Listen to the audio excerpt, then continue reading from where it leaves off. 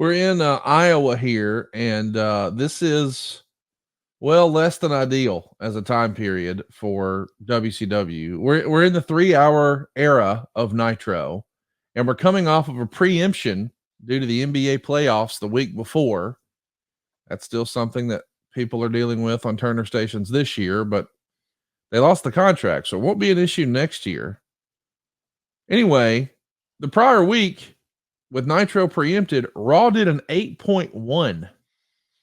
It's an unbelievable rating, an 8.1, and it had one of the most watched segments in wrestling history, which was the Mean Street Posse versus the Stooges, Briscoe and Patterson. The WWF is just white hot here. And the worst part of this Nitro coming off Slamboree 99 is that's going to be the last time that WCW cracks 20,000 people in live attendance, and the free fall sort of starts. Meltzer actually said that it's no great news that World Championship Wrestling is in a popularity free fall.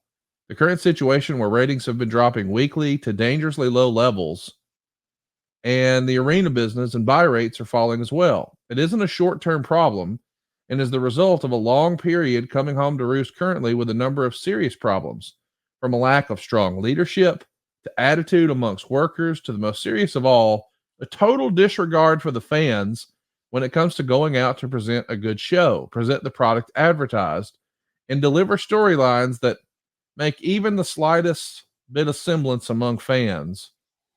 So, pretty harsh criticism from Meltzer, but when we start to see things like, hey, buys are down, event sales are down, ratings are down, I do see parallels with the period that AEW is in now. We know that ultimately WCW wasn't able to pull the nose up.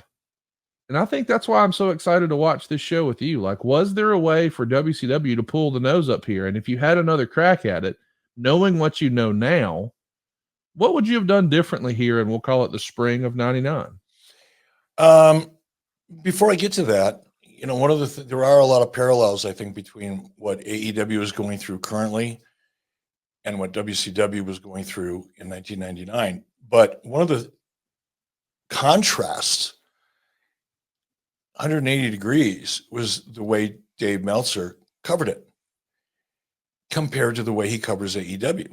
That's fair. When covering AEW, Meltzer has a distinct pattern of making excuses and coming up with theories as to why AEW is in decline.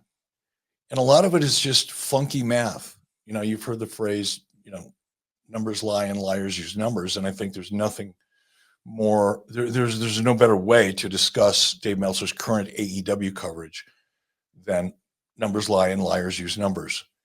But in our case, I'll be honest, given the circumstances, because this is the most important part of this answer, could I theorize here creatively what we could have done and who could we put on top and how could we have booked it differently? Sure, you could talk about that stuff and until you're blue in the face, because there's always fantasy booking applications that you can sit back, 2020 hindsight, 25 years later, and come up with a lot of great solutions.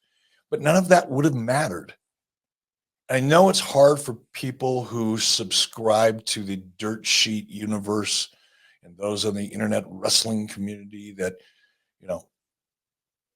the majority of their knowledge or opinions are derived from chat rooms and dirt sheets and bullshit from people that don't have a clue of what they're talking about. And it just gets repeated and repeated and repeated. But the reality is there was evolution at Turner Broadcasting, and not good evolution. You had the Time Warner merger. Now we're in the AOL merger. You have two massive mergers taking place between three corporate behemoths.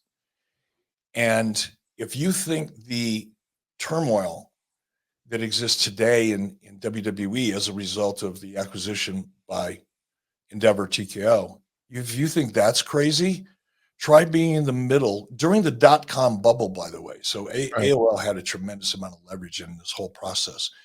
But imagine being a part of a small division of Turner Broadcasting in the midst of the multiple mergers and acquisitions that were going on and all of the changes that take place downstream as a result of it. That affected every division. It wasn't just me. Take a look at CNN. Look where CNN is today and look where CNN was pre-merger. So it wasn't just me that was affected. WCW was, I think it was more dramatically affected and visibly affected, but there was so much going on behind the scenes that made really coming up with a plan and a sound creative resolution to the issues made it very, very difficult. Not impossible. Could I have done a better job? Yes, certainly. But to suggest that, well, if they would have just put the younger guys over and all these dirt sheet Meltzer-esque kind of solutions are just fantasy booking in a different form. It probably wouldn't have mattered because the agenda that was clear as a bell to me at that time was that nobody wanted WCW to succeed, and they were going to do everything they could to make sure that it didn't, in terms of slashing budgets and changing the format of the show and putting different restrictions on us.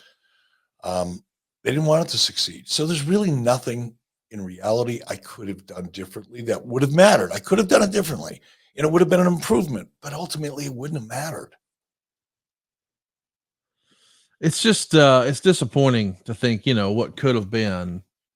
But I'm a little concerned for AEW. You do see the pattern of what's happening here with WCW in 1999, 25 years ago, this same weekend. And at the same time, we know that Kevin Riley, who first put AEW on the air, is no longer there. And with Turner losing the NBA, it makes me wonder how long Zaslav's going to be there.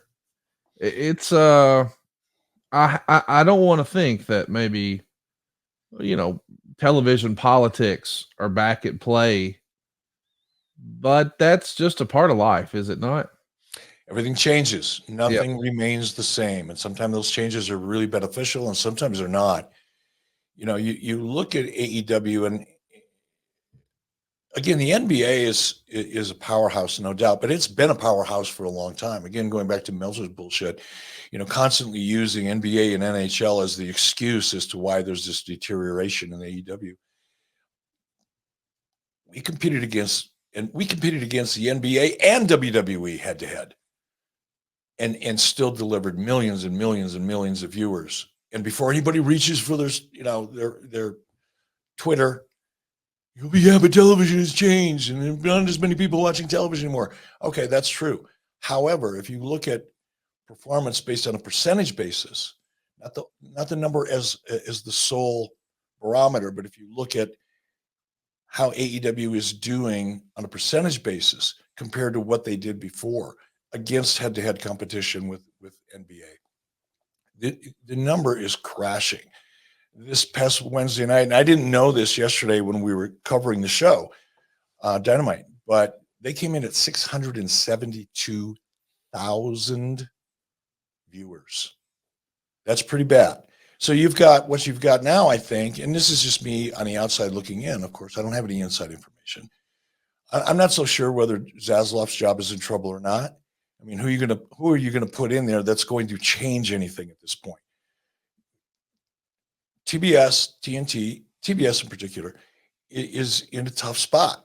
And I don't think it's a personnel issue. I don't think it's a leadership issue. I think it is a strategy issue, vision issue. And now losing the NBA, what is that going to do? I don't know. Nobody knows. Somebody asked me on social media, well, you think they're going to get a big bump in their licensing fees? Because again, Meltzer, over the last year and a half has been predicting massive increases in the license fee based on what NHL is getting and other sports franchises are getting, which is an absolute fucking crock of bullshit. AEW is going to get an increase in license fees if indeed the ad sales that pays for this show on TBS shows a positive growth or projection. If it doesn't, It won't. It's really simple. But beyond that, even more importantly than that, it really depends on the 3 or 5 year business plan for Turner Broadcasting and AEW. There may be a big benefit to having AEW as a part of the card, so to speak, that doesn't really have anything to do with ratings. It could be a strategic decision. There could be strategic opportunities there or tactical opportunities because there's a difference.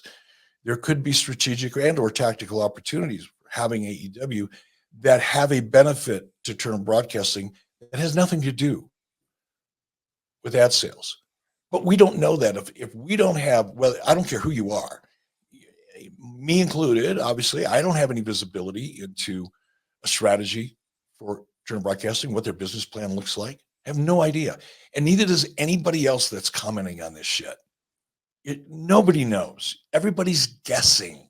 That's right. And some of those guesses are based in logic, you know, something that sounds like it makes sense. But a lot of it is just emotional.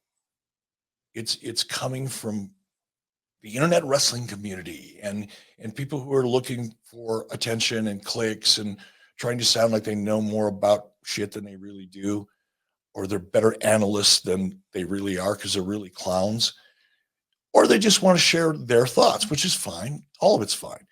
But the reality is none of us fucking have a clue unless you have visibility into their 3 to 5 year plan and you know what their strategy is. You're just guessing. You don't know what the fuck you're talking about. I don't know what the fuck I'm talking about when it comes to predicting AEW's future on Turner Broadcasting. We're going to find out shortly. Indications don't look good.